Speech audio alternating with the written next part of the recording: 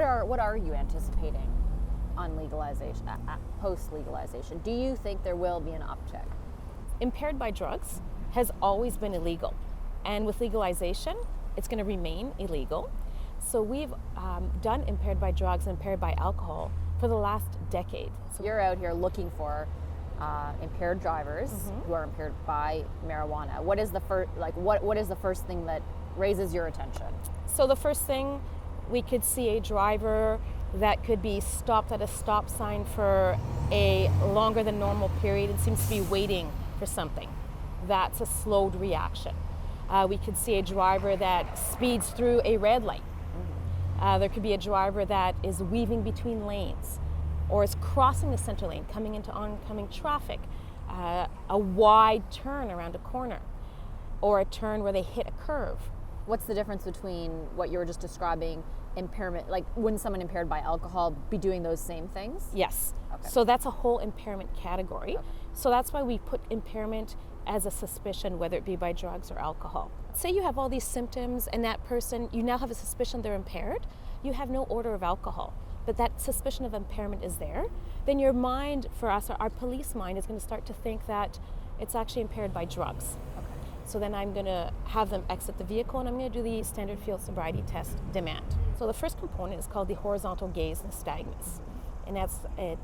We look at the eyes because alcohol and drugs bring the nystagmus as the involuntary jerking of the eyes. The two other components are divided attention tests. The one is a walk and turn, and the other is a one leg stand.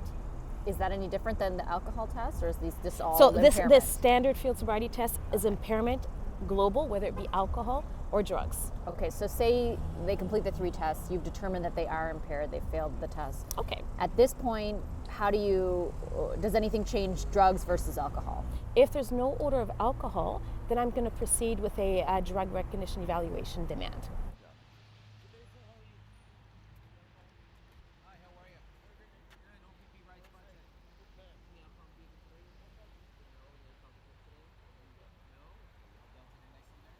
So what do we have here? This is some of what our kit looks like for the drug recognition evaluation. You have your blood pressure cuff, you have your stethoscope.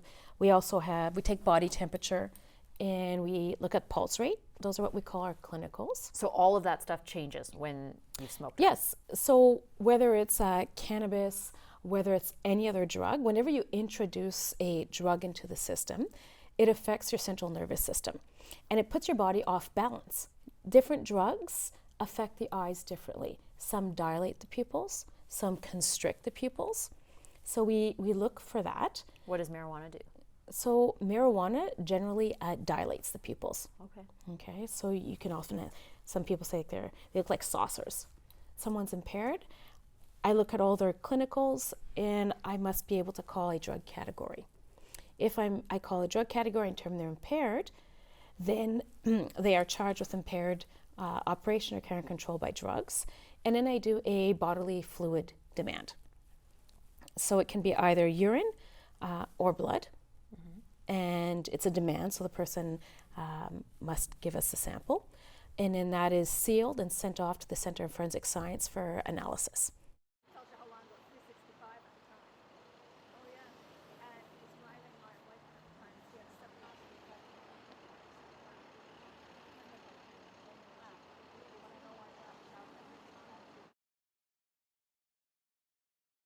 For right now, OPS does not have a nurse on staff, okay?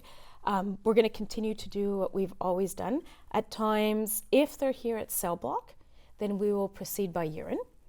If they're at hospital, then we can proceed with a blood demand, and then the blood will be submitted for analysis.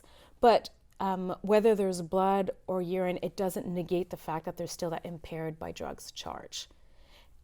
If blood was drawn and found to be in one of those per se limits, it would be an extra charge.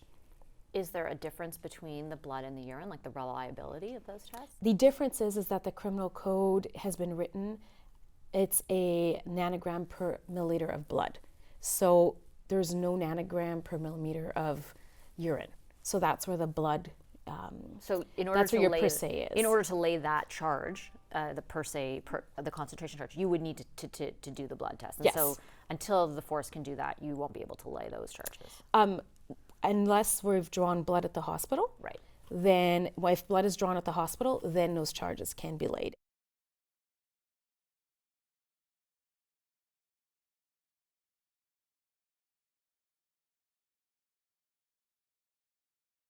It's new technology. All new technology is evolving. We know that the standard field sobriety test is a reliable test. And we know that we can rely upon those officers and the training. It's been tested in courts. So that's why we've chosen, for now, to rely upon them. We're going to watch the technology evolve. There are other instruments out there that are being tested. And we're just going to watch as it evolves. And evolves through the courts, evolves through different services, and So we'll make a decision. Like it's not a no forever, it's just a no for now. Are you worried about the reliability of it right now? I think the biggest concern is, even if we look at a day like today, it's a little chilly. We know that the dragger has set its specifications 4 degrees to 40 degrees. Here in Ottawa, that can present a challenge for almost 6 months of the year. That's why we say the drug recognition evaluation, the evaluation itself, is what determines impairment. So it's So just, that's right. that's the why impairment is the key. If you the can impairment determine is the key. Yes, for us, the impairment is the key because our goal is to keep the roads safe.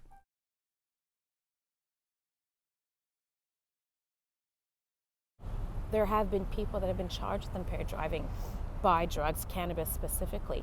They've gone to court. They've been found guilty. But that's when cannabis was illegal. Yes, Do you think it will change? it's still so. They weren't impaired by an illegal drug. That was not the charge, right? The charge would Just have been impairment. impaired. So that impairment side doesn't change. And that's why the whole drug recognition evaluation is a great tool, because it's not dependent on the blood. It's not dependent on the urine and proving that's in the body. It's actually an overall physiological observation. You're impaired. So what's your advice to people? I mean, this is a legal substance now, right? We're saying don't drive high. If you're going to smoke, it's going to be legal. Plan your ride home so you can get home safe.